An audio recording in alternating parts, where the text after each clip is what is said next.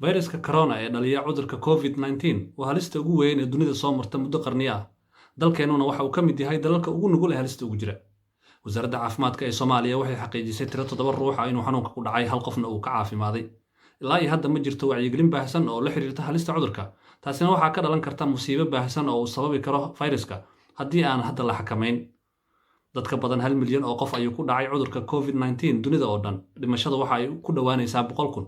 dalalka ugu awoodda badan dunida kumay guulaysan inay xakameeyaan sababtoo ah diyaargarow fiican ma gelin, xilligii ugu habboonaana tallaabo ma qaadin. Inay sahashadeen ayaana halista ugu nuglaysay oo dhibaato nafeed iyo mid dhaqaaleba gaarsiisay. Ka hortagga ayaa ka wanaagsan daweynta. Dowladda Taiwan ayaa tusaale fiican u noqotay dalalka adduunka kadib markii bishii January ay qaaday tallaabooyin hordhaca. Waxay soo saartay 124 habraac oo lagu xakameynayo fayraska. Dunida kalena xilligaas waxa ay ka doodaysay waxa la samayn karo. Qaar baa ku baraarugay markii kiisaska kumanaan ay kor u dhaafeen sida Mareykanka, Talyaaniga, Spain, Jarmalka iyo Faransiiska oo dhammaantood ka tirsan quwadaha dunida. 10,000 oo duulimaad ayaa China iyo Taiwan isaga kala gooshta, inagoo og in China ay tahay xuduntii cudurka uu ka bilowday. Canada oo ay Taiwan isku mar kiisaska COVID-19 diiwaan geliyeen bishii Maarso ka hor ayay si weyn u sii kacday tirada kiisaska. Taiwan waxay ilaa hadda diiwaan gelisay in ka yar 400 oo kiis. Canada waxay diiwaan gelisay in ka badan 15,000 oo kiis, taas oo ka dhigan in xaaladda ay xakamaysay Taiwan. Dalkeenna oo aan lahayn hannaan caafimaad oo horumarsan, dowladeenna oo dhaqaale iyo tamar ku filan aan haysan, iyo dadkeenna oo wacyiga jira aan ku baraarugsanayn, waxa ka dhalan kara halis aan la qiyaasi karin oo sababi karta khasaare dhaqaale, mid nafeed, amni darro, shaki iyo jahawareer bulsho.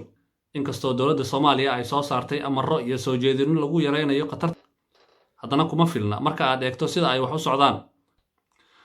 Shacabka goobaha lagu damaashaado, masaajidda iyo meelo kale ay isugu yimaadaan farxalka oo kaliya ayay dad badan aamineen inuu ka hortago faafista fayraska corona, iyagoo aan waxba ka bedelin habdhaqankoodii nolosha caadiga ah. Sidoodii hore ayay isku gacan qaadaan, isugu soo dhawaadaan, isuguna yimaadaan. Ma jirto wax taxaddar iyo feejignaan muuqda. Mas'uuliyiinta waxay muuqbaahiyaasha ka soo muuqdaan iyagoo maasgaro afka ku sita, balse aan si hagaagsan u xirnayn. Sidoo kale, isu soo dhawaanshaha, laabisa saarka iyo isgacan qaadka waa sidiisii.